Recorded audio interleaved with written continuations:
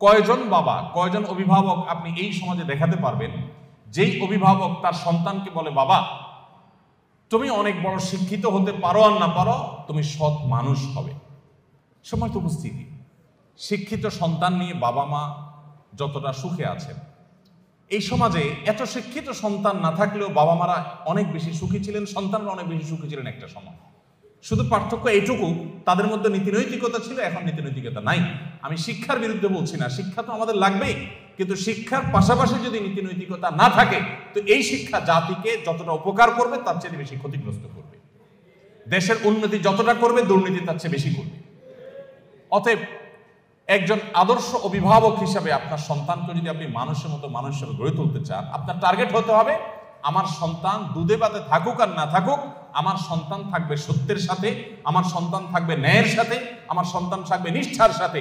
আপনার সন্তানকে বলতে হবে, বাবা আশপাশে মানুষের গাড়ি বাড়ি তাদের সম্পদ এগুলোর চমক তোমাকে যেন বিভ্রান্ত না করে। তোমার বাবা হিসাবে আমি অসৎ উপার্জন করি নাই, তুমি অসৎ উপার্জন করবে না।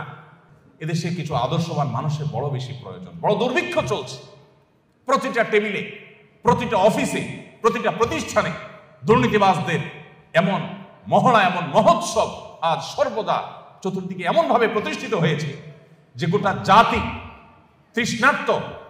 তৃষ্ণার্ত মরুভূমি যেরকম পানির জন্য হাহাকার করে, কিছু সৎ নাগরিকের জন্য গোটা জাতি আজ হাহাকার করছে।